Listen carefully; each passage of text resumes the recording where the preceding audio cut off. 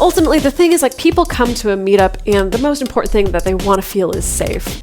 I think more than they want to feel accepted or feel like, you know, they're able to flirt or to make friends or to get knowledge or whatever. People want to feel safe first and foremost. If they don't feel safe, then they're not going to be able to get any of the other wonderful things that you can get from going to a meetup or connecting to community. If you're happy with the same old ways of dating, if you enjoy sucking at communication, and you have no desire to improve your romantic life, then our podcast might not be for you. But if you want some out-of-the-box ideas to deepen your current relationships, broaden your sexual horizons, develop a better understanding of yourself, or learn more about non-monogamy, then you've come to the right place. I'm Jase. I'm Emily. And I'm Dedeker. And this is the Multiamory podcast. Songs I know I did, forcing me to form myself to fit. On this episode of the Multiamory podcast, we're going to polyamory finishing school. Etiquette and deportment. Pinky out, find a husband. What is this copy that you've written for me? That was what finishing school was for. I know that, but was to find a husband. What is this copy you've written for me? I don't know. I guess I was just trying to... you got punked. It's like Anchorman. Something like that. Okay, great. Polyamory finishing school. We're going to learn about etiquette, because connecting with the polyamorous community is an important first step on someone's journey. So we're covering the things that will give you an advantage at your first polyamory meetup. This includes tips about how to interact, as well as ways to ensure you'll have the best possible time and set yourself up for success. Our listeners may not know this yet, but it's Em's birthday today on the day that we're recording. And so she's not here. She's kicking it up in Paris at the moment. And that leaves the two of us just to record the episode this week. Yes. Well, happy birthday, Emily. So let's talk a little bit about like the inspiration for this and kind of what it's all about here. Yeah, well, I think, you know, when I have like a lot of people who come to me as clients or as friends or as acquaintances or whatever, who are brand new to polyamory or non-monogamy or any kind of non-traditional relationship, and they have all kinds of questions like, how do I do this? Is this the right thing for me? How do I meet other people who are polyamorous? How do I go on dates? How do I, you know, yada, yada, yada, yada, yada. And I know on this show and in my own coaching practice, I often encourage people to find some kind of in-person community. Especially if you're brand new, it's just really nice to be around other people who've been doing this for a while, who have been both succeeding and also making mistakes and learning from them. Where people can support you, can answer your questions, you can see all kinds of the different variety of ways that people do it. And it's just really good to put yourself in that environment to be able to connect with other people, get support, and also have a sense of like, is this for me or not? So that means that we end up sending, I think, a lot of people who are brand new into these kind of meetups. And the thing is that it's not... I was going to say it's not like your everyday meetup, but I don't even know what your everyday meetup is. I guess it depends what kind of meetup it is. Yeah, exactly. So you may be heading to a discussion group, a processing group, maybe just a hangout. There's a lot of polyamory communities that just do like, let's go hiking, or let's just have a potluck, or let's just watch some movies together. Or like poly cocktails is a popular one too. Yeah, exactly. Where it's kind of just a mixer just to get to know other people. Could be something like a cuddle party. I mean, I know they have more official facilitated cuddle parties, but I've also seen kind of more unofficial cuddle parties at retreats or at meetups, you know, where people decide that that's just, you want to kind of just have a cuddle puddle at this particular meetup. Could be a workshop, could be basically any kind of social situation, but within the context of the fact that what's bringing you together is the fact that you are interested in or actively involved in some kind of polyamorous or non-monogamous relationship dynamic. Right. And what we were realizing is, both from seeing other people do this and remembering back to doing it ourselves, is that there's not a lot of social situations that are similar to these kinds of meetups, unless you're going to other similar things, right? Like if you're going to like a sex positive discussion group and then you go to a polyamory discussion group, there's probably going to be a lot of overlap in what's expected of people, how people behave, things like that. So you might have more of a sense of that. But if that's not something you're already involved with, there's a lot of stuff that it's funny, coming up with this list was a little bit difficult, and I definitely asked around to a lot of other people because it becomes so second nature after a while. But remembering back to being like, gosh, this was all new and different at one point. And so we wanted to put this together specifically for those of you who do want to start going to these kinds of events. And, we want you to be invited back to these events. Right? We want people to be excited for you to come to these events. And so this list is not a comprehensive list by any stretch, but we want to include some guidelines to make it so that at your first meetup, you can, number 1, don't fuck up. Number 2, don't freak out. And number 3, have a good time.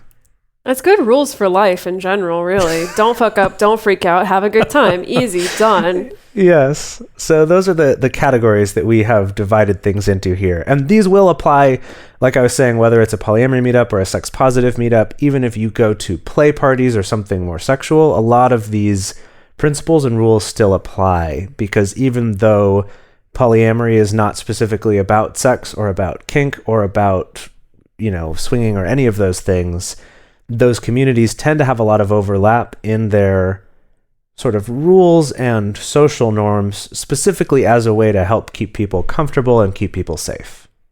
Right. I was just going to mention that these communities often tend to be a little bit closed or, semi-closed, or a little bit protective for very good reasons. First of all, the fact that not everyone who's going to a polyamory meetup may be able to be out in their normal lives about what's going on. So just the fact that they're coming in the first place is quite vulnerable. And then on top of that, especially if it's a processing group or a discussion group, people are sharing very vulnerable things. And ultimately, the thing is, people come to a meetup, and the most important thing that they want to feel is safe.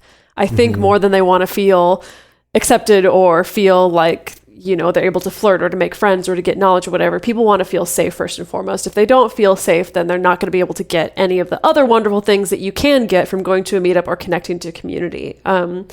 We've definitely seen a lot of horror stories. We've seen a lot of people, unfortunately, have to be disinvited from processing groups or have to be kind of quote unquote taken care of. That sounds really dark. Not give them, not put them in cement shoes or anything like that. They had to be disappeared.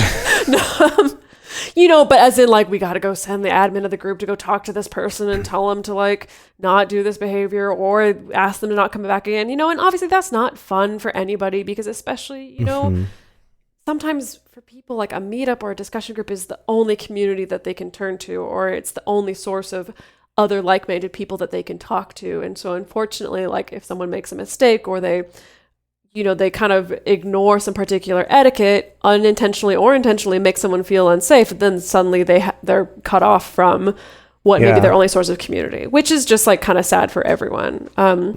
So that's why it's time for finishing school. So kids, get out your books, put it on your heads. It's time for polyamory finishing school. I feel like music should have kicked on. I know. Right there, right? We need some kind of harpsichord music. What's princess music? Yeah. No, I think definitely some a nice what would be a good, maybe a something by Pachelbel or Brahms or something definitely. A nice a waltz maybe with some harpsichord in there, a nice little small chamber orchestra. Yeah. Anyway, just imagine that. So imagine that, now. Yes. Yeah, perfect. Okay, so earlier when we listed those 3 things, don't fuck up, don't freak out, have a good time, that's actually our categories for today. Yes.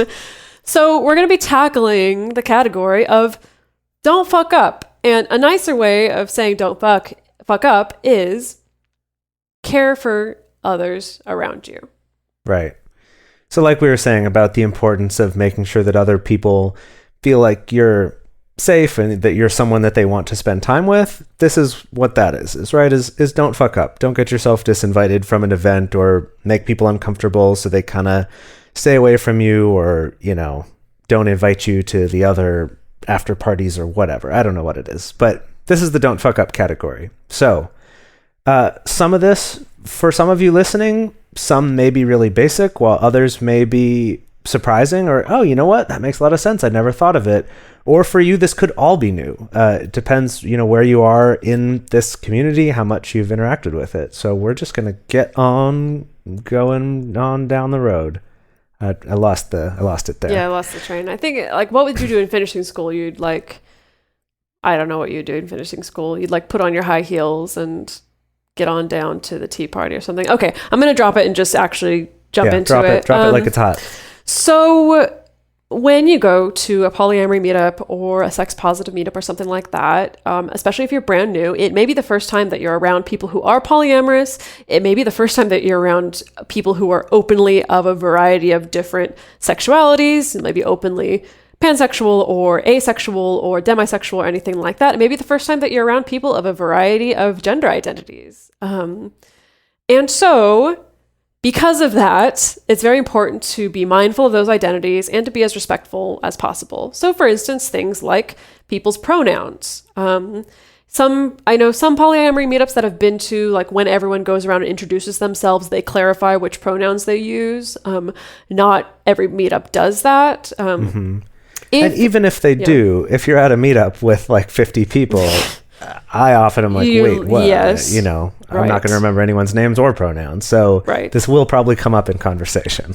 Right, yeah. So if you find yourself in a situation where you misgender someone or you use the wrong pronoun and they correct you on it, it is good etiquette to apologize, but you also don't need to make a big deal out of it. Often the case with this, this is just kind of the best metaphor that was explained to me is that it's when someone corrects you on something like this, whether it's a pronoun thing or a language thing or whatever, think of it like a friend telling you, hey, you have a little bit of spinach in your teeth. And, kind of the same way you'd be like, oh, thank you, and I'll go take care of it. You acknowledge it, you don't make it into a huge deal, and you also don't start arguing with your friend, hey, no, I don't have spinach in my teeth, you're lying. Jeez. Well, I think that's how people respond to being corrected on language sometimes, right? I suppose so, yeah. But I think this is a big one that I think we're already taking for granted on this episode, that you respect the fact that people might use pronouns for themselves that you might not have picked for them, and that might be a new thing for you. I think probably for a lot of our listeners, that's not that new a concept. But it's just to keep that in mind, that I think the other thing, we've had a number of guests on the show who've said essentially something to this same extent, but just if you're someone who uses especially a non-traditional pronoun, people are going to fuck it up. That is a part of your life, unfortunately. So as someone else, to be respectful of that, do your best to remember what pronouns they prefer to be used for them. But if you mess it up, it's just right, I'm so sorry, and then correct yourself. And that's it. It doesn't have to be any more discussion than that. And also, if you're not clear, it is okay to ask in certain situations. If you can do it in in a not big deal kind of way. Often you'll find people appreciate being asked in the first place. And I will say that the way to ask that is to say something along the lines of, what are your pronouns? Mm-hmm. What pronouns do you use? Yeah. Rather than saying so are you a she or a he or a they or just made my stomach turn. Exactly. Yeah. So just ask, what are the pronouns that you use? Mm-hmm. Right? Yeah. Okay, next.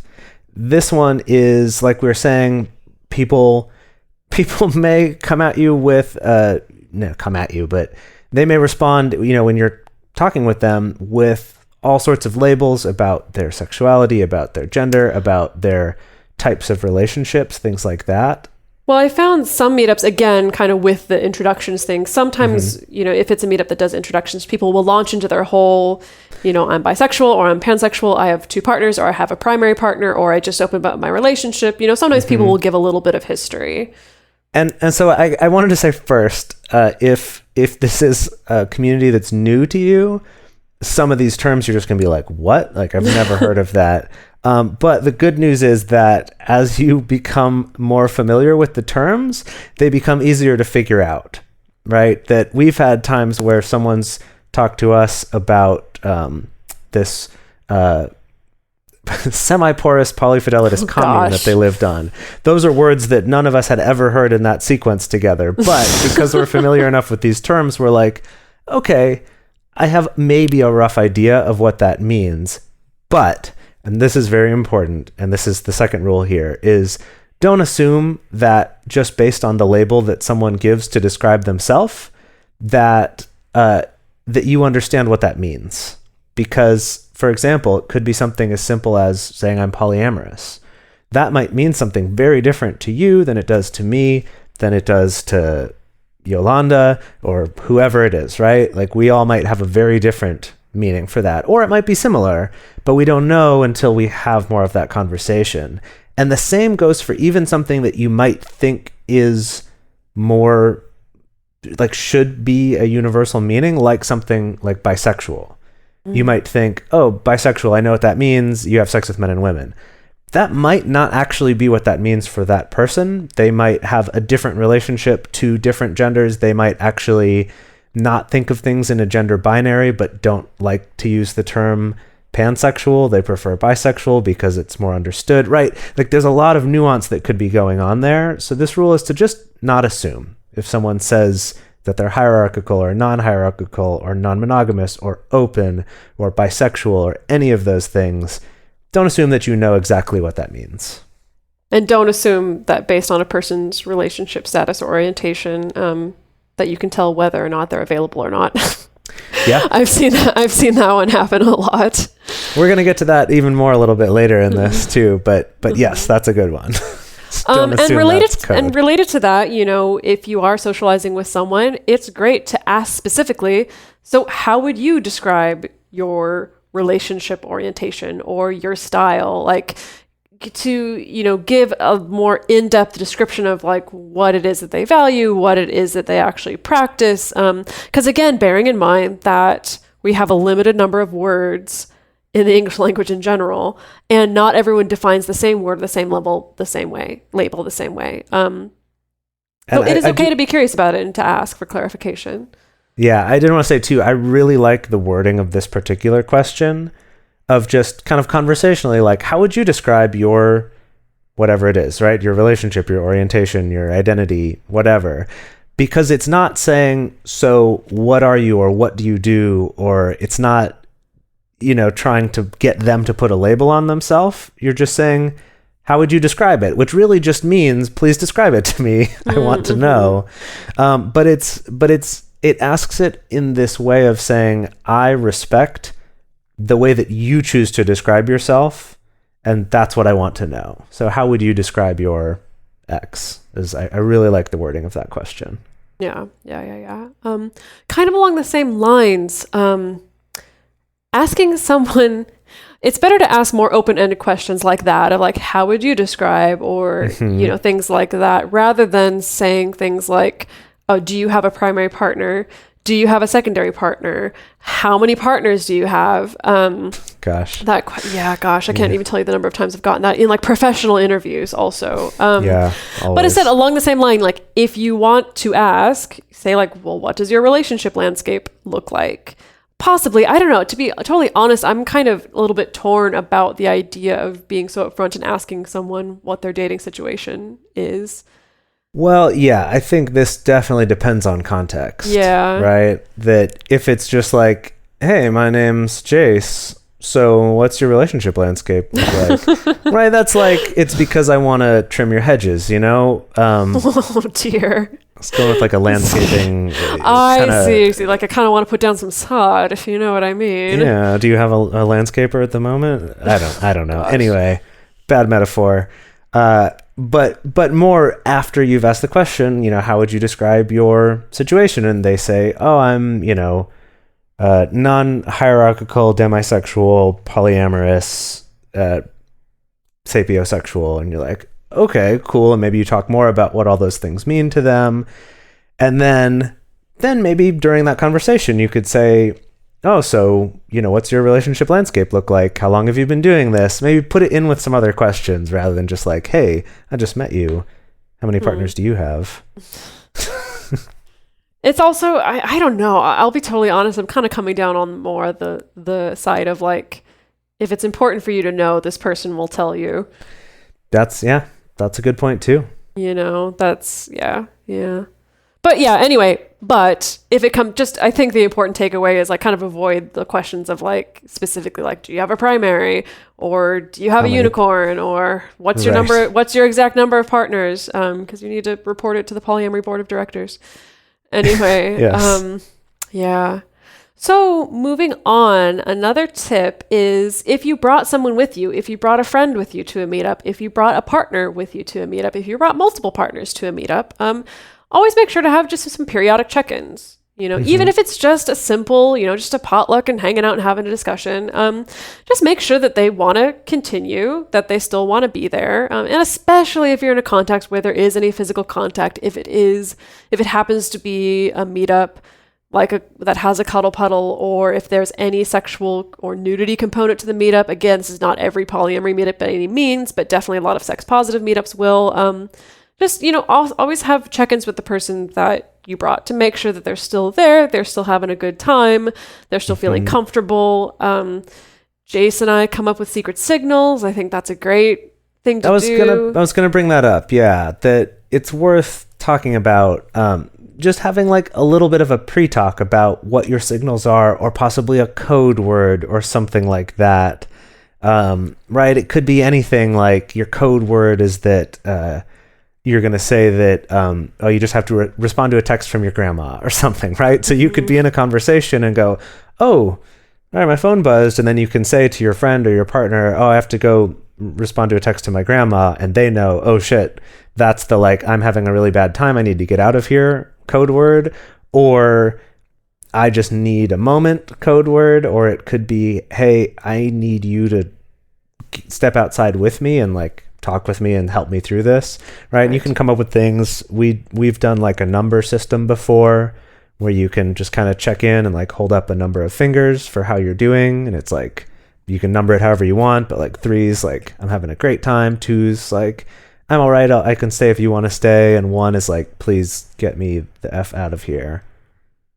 Right, but you can come up with your own system, but I definitely have found it's such a relief having that in place beforehand, even if you don't have to use it, because then you know that they're not wanting to and you're missing it, right? I think it takes a lot of anxiety off, even if you're not using it, because you know it's there. Right. So the next one, I feel like this one could be an entire episode, honestly, but these things come up a lot in discussion groups or processing groups, where maybe more in discussion groups than processing groups, where maybe someone says to you that they were hurt by something that you said, and maybe it was intentional or was unintentional. Maybe it could have been any number of these things that we're telling you to not fuck up on. Maybe you accidentally right. fucked up on. All of us have in the past, and so maybe somebody got hurt. The best rule of thumb, especially if this is your first visit to a meetup, is to focus on acknowledging the hurt and apologizing and making it better before you rush in to defend yourself. Well, can I clarify real quick about making it better? It's just the making it better. I would exercise some caution in that phrasing, just because I think what I see is someone will say something, someone else will be hurt by it, and they'll express that, and then the first person says, well, what I actually meant by that was this, and they think they're fixing it, when the way that feels to the person who was hurt is that you're just trying to explain it away, that you're defending yourself, or you might actually be saying the same thing or more of the same thing that offended them in the first place without even realizing it, because maybe you haven't spent the time getting to the bottom of what it is that really affected them. So just don't apologize and say, I really had no idea, that wasn't my intention. I'm so sorry. If you want to talk about it more, I'm open to that, but you don't have to, right? Don't try to fix it in the way of explaining it. And I think also if the situation is such that you feel like it was just so ridiculous that this person got hurt and that you're expected to apologize, and there's just no way you can jive with that, this group may not just align with your values. That may be an indicator that I would say still apologize and don't try to make yourself right or turn it into a big thing, but that just may be an indicator of okay, I feel a particular way about certain issues, and this group kind of seems to value different things. So maybe this is just not the group for me, and that's okay. And honestly, if your decision is, okay, this isn't a group that I want to be a part of, leaving that group by still doing the right thing and apologizing and being polite about it and not being defensive about it is still going to work out better for you. Like there's no scenario where being defensive or trying to explain yourself will work out to anyone's benefit. So just don't. Just don't. So we're going to get into a little bit of a subcategory here, which is physical contact. And now, of course, there's so many resources on the internet for, guidelines and etiquette for specifically like play spaces, cuddle spaces, sex parties, things that are definitely very focused on we're going to be contacting each other physically and probably sexually. We're not going to go into a whole comprehensive list because there's definitely a lot of resources out there about that. We're just going to cover just a couple simple ones that you may come up against when you're going to a meetup. The first one is before any kind of touch, ask for consent. That means a hug. That means even casually touching someone's arm or touching someone's back. The best rule of thumb is to avoid it or ask at the very least. And it's just honestly, even I've found that like so many times when I ask someone if I could give them a hug, like they give me so many points for asking in the first place. Yeah, totally. So it just shows like you're savvy, you get it, you're a safe person to be around. You're not going to violate anyone's consent intentionally or unintentionally. So it's a good, easy way to just demonstrate that, like, you're cool. Yeah, I think that's a huge one, is asking before going in for a hug or handshake or anything like that, of just saying, would you like to shake hands or hug? Just asking the question before going in for it. Yeah, it just wins you so many points because people are like, oh, cool, this person gets it, especially if they know that you're new. They might be like, oh dear, like I've had other experiences with new people to this who felt like, oh, everyone's just down to get down here, and so I don't need to ask these things. And in fact, you have to ask them more.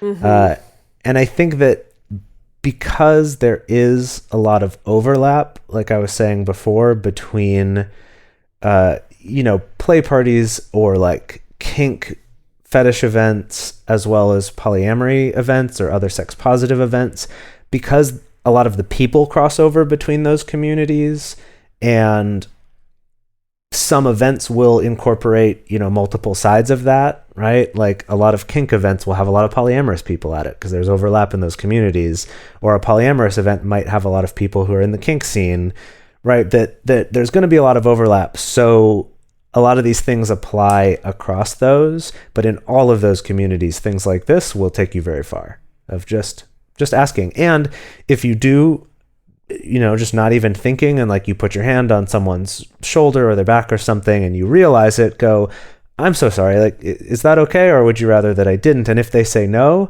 say, thank you for letting me know. So sorry. Or if you say, would you like to have a hug? And they say, actually, I'd rather not be touched right now. You say like, thank you. I really appreciate that you know that about yourself. Make it into a compliment about them, because ultimately it's scary to say no to somebody. And we should be praised for that rather than like, oh gosh, I'm sorry. Because then they feel bad because they hurt you for trying to just take care of themselves. And then the next one we want to talk about here, in a related way, is that, okay, so some polyamorous events might be more of a social mixer sort of thing where, it's still in a public space like a bar or something, but people might be making out, or they might be, talking sexy with each other or something like that. Or it might be an event that does have like a clothing optional area and is more of like a sex positive event, or maybe has naked cuddling or just cuddling in general. Usually, like, just to give people a sense of like how this actually manifests. Most of the meetups I've been, like, if it's at somebody's house and they have a hot tub, then hot tub's clothing optional. Right. But, we're going to have a discussion group first where you must have your clothing on. Essentially, like, that's how it seems to manifest in a lot of spaces. Right. Okay. But so the rule here is that just because something may be allowed at an event, and maybe you're doing something with someone at the event there who's into it, and you're both consenting adults and you're into it, keep in mind that you're in a social situation, you're in a group. And just because the two of you might be enjoying what you're doing, someone else might not be okay with that. And so it's important to realize whether there are maybe established spaces for this, if it's any kind of sexual contact especially, or nudity. Someone may be very uncomfortable just that you're standing there next to them in the kitchen naked because there's a clothing optional pool outside, right? Of like being respectful of those things and just being aware that just because something's okay in general or okay in one place doesn't mean everyone's going to be fine with it. Another example of this is if you are someone who's more in the kink scene and maybe you and a partner or someone you've just met who found out you have, similar like BDSM roles that you play might talk to each other using certain language that to another person would be very offensive, but to you two it's not. And this could be, right, this is a whole range of things. It could be racial slurs. It could be just sort of master-slave sort of talk. Right? It could be, just calling each other names or things that in a normal situation would be very offensive. But for you, this is hot. It's part of your play. But to the person standing a few feet away who can hear this, could be really upset by hearing you do this. So just kind of be aware of the situation and not assume that just because you've met someone who's into this means everyone there is okay and comfortable with it. Because you might think you had a great night and really connected with someone, and then you might be asked not to come back because someone else was made really uncomfortable by you. Right. Yeah, it's just the main thing to bear in mind that consent becomes kind of this bigger thing when there's people around you, even if you're not touching them. They still need to be consenting to be around your sexual activity or nudity or whatever. Okay, so we just finished our first semester in poly finishing school is the don't fuck up semester. I don't know how they break up. Does finishing school have semesters? Yeah, I don't know. I don't know how finishing school breaks up their school year or even how long you're supposed to go. But anyway, we're going to move on to our next semester here, which is don't freak out, which is another way of saying take care of yourself when you go to a meetup. Yeah. Okay, so these are going to be a little more things to help you feel good while you're at an event and to get along well with any partners that you might bring or things like that. So let's get into it. Number one here is if you're going to go to a polyamory event with a partner, again, especially if you're both new to this, but I would say just anytime this is a good one, is to check in with them before the event and to find out how they would like you to refer to them, right? Do you want to be called partner, boyfriend, girlfriend, person I'm dating, or just your name, right? And it's good to have this conversation beforehand because, you don't want someone's feelings to be hurt. Because maybe you go in and say, maybe you've just started dating recently and you go in and say, this is my boyfriend, Jim Parsons. And he was just in an audiobook for Marlon Bundo. And, you're introducing him and then, later he's like, whoa, like boyfriend, like, geez, like, I feel like you're kind of claiming me here. Like, I'm not really cool with that. Or imagine another scenario where you go in and you say, this is Jim, and you don't give a label. And then later he's like, what? Like, you weren't proud of like being my boyfriend? You wouldn't want to just use that word. So it's better to clarify beforehand. Mm-hmm. Yeah. And along those lines, if someone asks you about your partner or your friend or whoever it is that you brought, maybe they're asking, well, what kind of relationship landscape do they have? Or are they available? Or are you okay if I go flirt with them or whatever? The best response is to say, you can go ask them. I mean, you don't have to be a dick about it. You can just be like, I think it's probably best if you just go talk to her about it or go ask him about it, rather than trying to speak for your partner, whether it's, oh yeah, totally go flirt with them when they're like, oh gosh, this person's not my type at all. Why would you do that to me? Or if you're like, no, you can't go talk to them, which is just weird and controlling. Right. Just, the best thing is just direct people to go talk to that person face to face. And I will say that even not for something as direct as that, but even just kind of generally asking opinions or how people think about things, or, say someone's talking to you about your experience with non-monogamy or what brought you to it so far, and they'll say, well, what about your partner? What's their experience with it? And you'll say, you should probably talk to them about it. I have, I think, an understanding of how it is, but it'd probably be better to hear it straight from them instead of from me. And I will say this is something that I've actually gotten people telling me later on that I did that and that it was something that they really appreciated. And it was actually not even about partners specifically, but about Emily and Dedeker when we were at events talking about, polyamory stuff as multiamory. And that people might ask questions about like, well, what about them? What are these things for them? And I would say, oh, you should probably go ask them about that. I'm sure they'd be happy to tell you. And that I got feedback from someone else later. They're like, when you did that, I was like, wow, that's such a cool thing that you didn't like try to speak for them. And I think this will also kind of like asking for consent and other things really shows that you kind of get the fact that even though you might be in a relationship with someone, you don't speak for them and that they are their own individual person with their own thoughts and feelings. Definitely. And to piggyback off that, if you run into a couple or someone who says that they're a couple, whatever that means, if it's a boyfriend, girlfriend, husband, wife, life partner, roommates even, don't assume that a couple can speak for each other. And also, same thing, if you're half of a couple, don't assume that you can speak for your partner, like we were just saying. Evaluate what each partner says to you separately.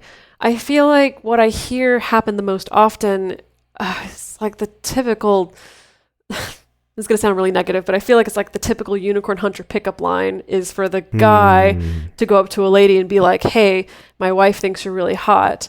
And maybe that's true. Maybe the wife has expressed, I think this person's really hot and I feel too, scared to go up and talk to them. So why don't you go talk to them? Like, that's great. Sure. Like maybe a little bit funny or whatever. But always just like take it with a grain of salt, talk to people directly, always verify things directly. Don't assume that two people are on the same page just because they happen to be in a relationship together, because a lot of relationships is not being on the same page, I've found. Well, and I want to say that I've actually had personal experience with this, not even with something as major as like, someone really misrepresenting their partner, like saying that they're polyamorous, and then you find out later actually the other partner wasn't quite so okay with that. But even just on a smaller scale, just about kind of like if I'm hanging out with a couple in terms of like what we want to do tonight, what, like whether that's, do we want to all make out, or if that's like, do we want to hang out later or go to another place, or do we just want to go home and go to bed, right? Whatever it is, that I've definitely made the mistake of like one partner, like one part of that couple would say something and the other part of that couple would say something. And that in my head, I was putting those together into one message, and only later realizing that I'd completely missed what one person was trying to say, because I was assuming that what both of them were saying were coming from the same mind, instead of going, wait a minute, I'm getting different signals from each of these, instead of thinking that I heard this, but then I heard this from the other person, so they must have changed their mind. Does that make sense? I feel like that's kind of difficult to explain, but like, don't assume that couples have a hive mind with each other, because they don't. Yeah, that makes sense. As far as social interaction goes, I think all of us can take ownership of a little bit of social awkwardness. To any extent. Some of us are extremely social awkward. Some of us are just a little bit social awkward. But everyone has like a tiny little bit of social awkwardness, of like that weird anxiety that comes up of like meeting new people, especially if this is your first time going to any kind of meetup like this and not knowing what to expect. And again, it can be hard to figure out what's the social script. What do we talk about at this polyamory meetup? Do we only talk about polyamory? Do we only talk about our relationship landscapes or our orientation or whatever? What else do we talk about? So, I mean, we can't do an entire episode on like just how to have conversations with people. That's another thing, that there's actually a lot of good resources out there for. There's also a lot of bad resources. Well, there are some bad resources, but there are also some good resources for if you're, the kind of person who has trouble striking up conversation in social situations. Generally, some things to avoid. A good strategy is just to avoid complimenting people on their physical appearance. Just to avoid making people uncomfortable. You may be thinking that maybe you have no intention of being sexual, no intention of being creepy, no intention of flirting, and you just want to compliment someone on how good that jacket looks on them. But to that person, they feel like, especially if they've been getting that all day, every day from like the men that they work with or whatever, that it may just get received in a way that you really didn't intend. So it's best to just kind of avoid that in the meetup situation. There's plenty of opportunities to do that if you get to know someone a little bit better or as you get more intimate with someone. But it's just a good rule of thumb to avoid giving an impression that you're creepy, basically. Yeah, I mean, I feel like I have a slightly different opinion about that, where I would say the compliment of like, oh, that's a really cool jacket, actually is a good alternative. Oh, really? What I think is like, what is just really should be avoided all the time is just like, you're so cute, Being or like, oh, you're so beautiful. pretty, or no, like, that makes sense. Hey, that makes hey, sense. handsome. If you're like, oh, those are cool earrings versus like, right. Like you you're got a really complimenting, pretty jawline. right. And so I would say it's like, I originally wanted to say, you know, if it's specific about a certain thing, like, oh, those are really cool boots that you have, or those are neat shoes, or I love the color of your hat, whatever it is. But then I'm like, but things like eyes and smiles, no, don't, because it's too cliche. It's like, there's this association with the sort of like old school sort of pick-up-iness to it. And it's just not a good look, to quote the McElroys. It's just not a good look. So just don't do it. Find better things to talk about. You're better than that. So be better. Compliment them on like something particularly moving that they said during the discussion, because that also demonstrates that you were actually freaking listening and paying attention. That is actually a great conversation starter. Yeah, definitely. Just say, oh, you mentioned this thing during the discussion, and go from there. Right. So on the other side, in terms of taking care of yourself, something that I realized was really important, and I've talked with a few people about this actually, that this is a pretty big one, and this is to be gentle with yourself and prepare to be challenged. This has a lot of different meanings, but basically, especially when you're new to this community, new to a sex-positive community, but even just newly exploring non-monogamy yourself, you almost certainly will come up against some things that you might have strong reactions to, right? This could be something like the first time seeing your partner flirting with somebody else, or right, something like that could be, you might have a very visceral reaction to that. Or something that actually comes up, I've seen, is at a polyamory meetup, because they tend to be very open and accepting and kink friendly and stuff like that. You might be doing introductions going around, and someone might say, this is my slave. I speak for her. You can't speak to her without my permission, because that's their role that they have. And for them, that might be totally cool and fun. I mean, it probably is. That's something that they enjoy doing so much that they want to speak about it publicly in this group. It's very possible that for you, that could actually make you very upset to hear it, because that might activate something for you that is troubling or upsetting. It could be someone where, they refer to each other as like daddy and little girl or something, and that for you could be really upsetting and could activate something for you. Is just to kind of go in and be aware those things might happen, and to just be gentle with yourself and respect that other people's worldviews might be different from yours. I feel like that kind of stuff, that might be something that's more likely to come up at something like a munch, for instance. For those of you who don't know, a munch being like like on FetLife, they have, social meetups that may be sexual or non-sexual in nature that are referred to as munches. Yeah, basically it's for the kink community. It's like a non-sexual social event. It's generally referred to as a munch. So I feel like those are the events where you may hear people being very open about like, oh, this is my daddy, or this is my little girl, or this is my puppy, or whatever. But I'm actually bringing this up though, because I've seen this happen at polyamory events. Oh, I see. And I've talked to people who've been upset hearing it. And fortunately, in this instance, they were able to then reflect on it afterward and go, and since then, they're more comfortable understanding that different people have different worldviews and approach that differently. But that very first time being confronted with it, especially you think you're going to a polyamory meetup to discuss relationships, I don't want you to be blindsided by that. That's why I bring it up. And it could look a number of different ways, but just be aware of that, right. And again, if something uncomfortable arises, maybe it is the first time that you're seeing your partner flirt with someone else. If you've brought a partner to a mixer and you're seeing that, or your ex-partner walks into the polyamory meetup. I've definitely had a lot of friends and clients who've experienced that.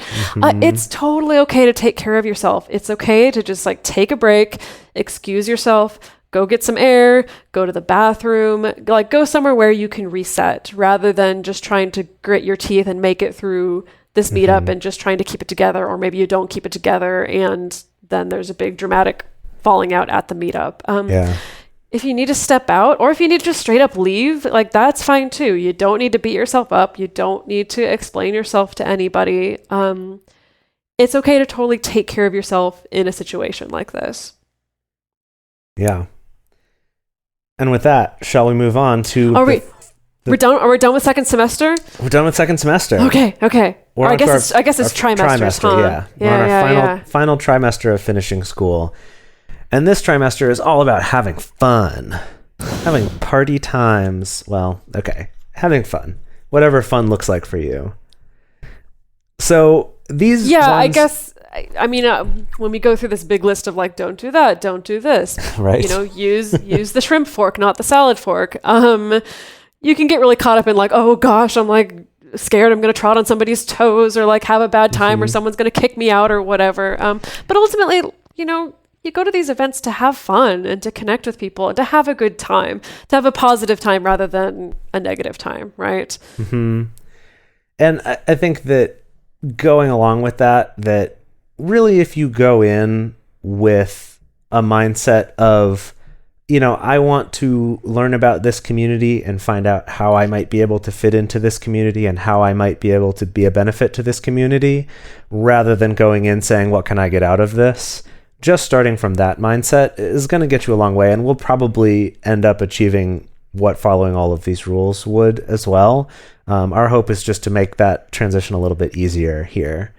But in the spirit of that, if you go into any kind of a polyamory, especially if it's more of a social thing and not just a discussion group, but regardless, is to go in with the intention of making friends and not finding dates.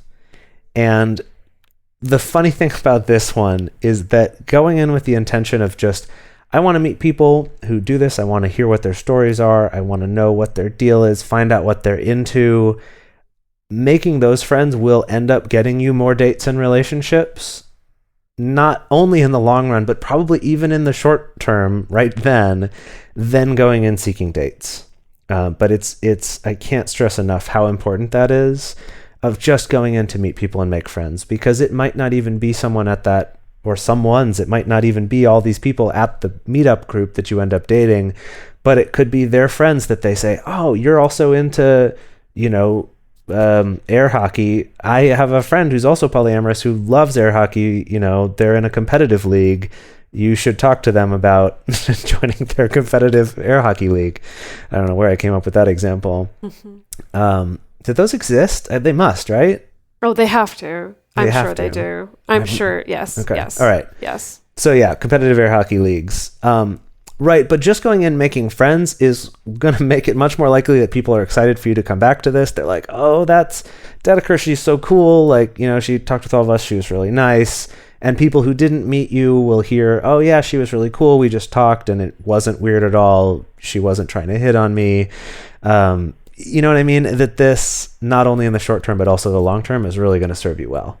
And I know that as you're an adult, it's hard to make friends. Like, I totally get it. So you also, you don't need to put a bunch of pressure on yourself of like, I got to make a friend tonight. It just means something simple, like talk to people that you're not attracted to, or avoid talking only to people that you're attracted to and are hoping to sleep with or go on a date with.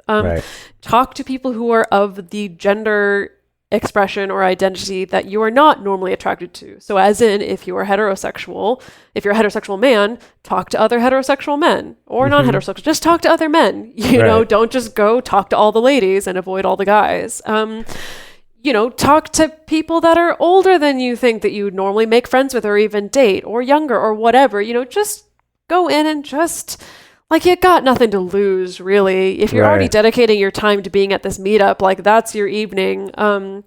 And just enjoy it for what it's worth. It like Jay says, it is going to work out better for you in the long run for being able to connect to community, rather than treating it like a meat market, essentially, which is often how we see people get asked to not come back to a meetup.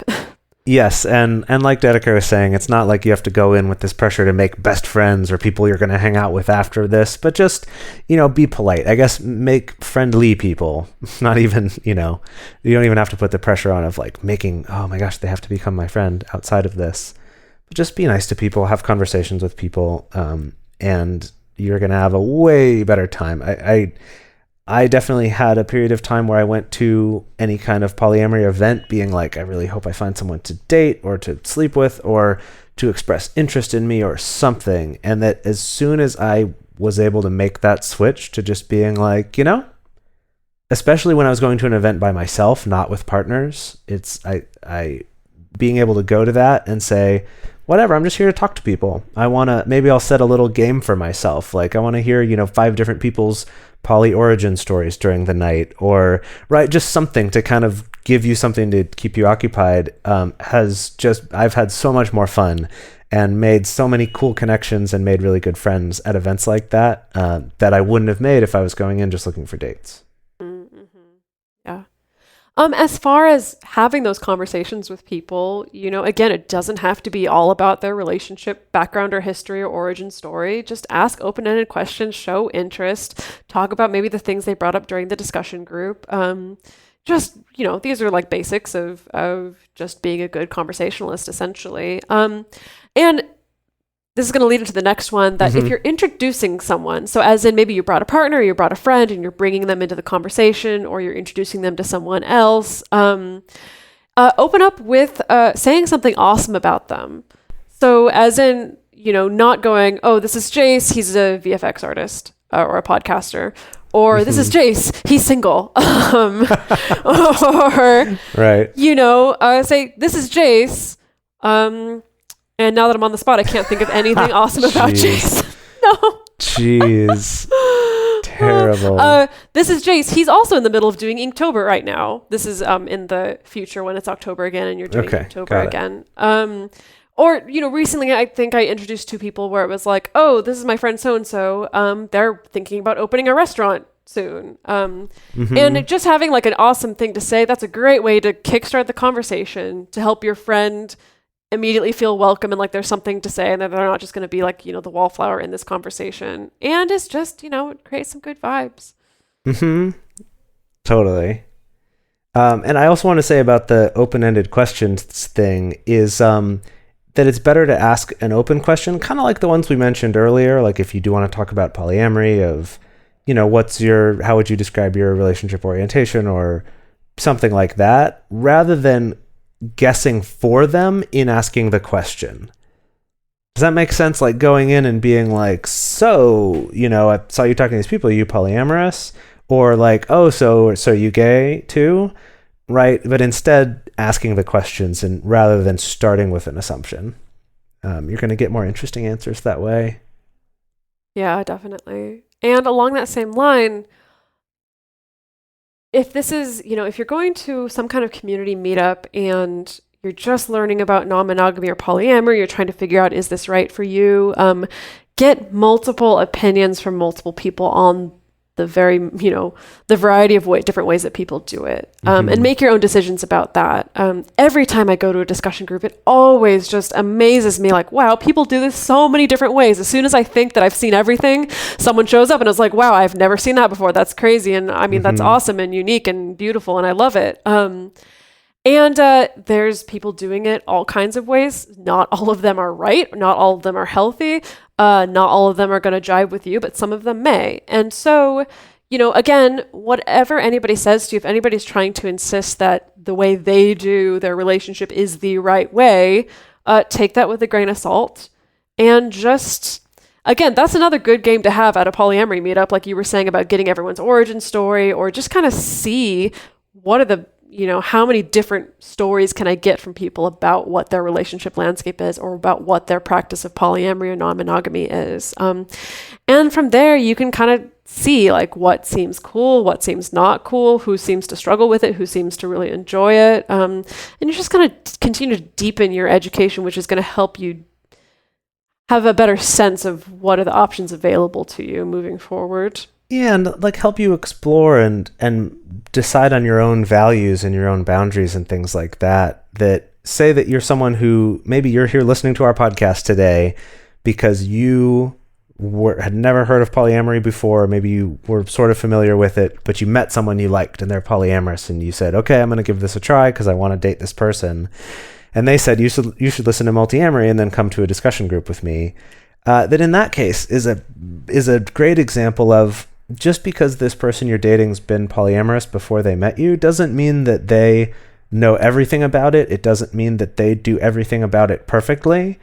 It just means it's something they've decided they want to keep pursuing, right? It's like imagining that you start dating someone in your monogamous life and assuming that everything that they say about how dating should go is the way that it goes, right? That would be an absurd thing to think. But I think people will often do this with polyamory. I've definitely dated people who are new to it, where they ask me a lot of questions as if I have the definitive answer to it, as if there's kind of a one set way that works. And the truth is there's not. And I'm always learning, and that's what we talk about on this show. Mm-hmm. And then finally, if I can bring it home here. Do it. Our last one is, if you're going to an event that has drinking at it and you are someone who drinks alcohol, just keep it to a minimum. If you need to find a way to kind of measure that to keep yourself to a minimum, do it. Don't just trust that you're not going to drink too much. And I understand drinking can help with social lubrication, can make you less anxious to talk to people. I get it. I definitely, that if I'm going to be in a social situation, I would like to be drinking. That definitely helps me deal with it. But I've seen so many people, so many good friends of mine who will be at some kind of an event. They'll have a couple drinks early in the night and they'll be getting along great. And they're like, wow, this event is awesome. People are really liking me. I've connected with all these people. This person asked me to go do this event that they do with this other social group, all this stuff. And then another couple hours of the event go by and they end up drinking too much, either becoming too pushy or just being a little too sloppy or too loud or too vulgar or like something. And then later in that week is the awkward, like, the other person comes up with this excuse to like uninvite them to the event that they asked them to come to. No, like literally, this is true story that I've seen many times. This isn't just like a one-off story. So just, especially when you feel like I'm doing great, don't celebrate that with more drinks. just, keep it to a minimum. And that's my story. Yeah. I don't know. Do you think they cover that in actual finishing school about how much a lady is supposed to drink? Gosh, I don't know. That's because that feels like something that they would cover to make sure that you're like not a sloppy lady, Yeah, there's probably a very specific number and over timing and a way that you take sips to take the least so that amount it's tiny, of, a tiny sip. Yeah, probably right. something like that. Yeah. You know what? Actually, I bet it's something along the lines of like always keeping your glass, 3/4 of the way full.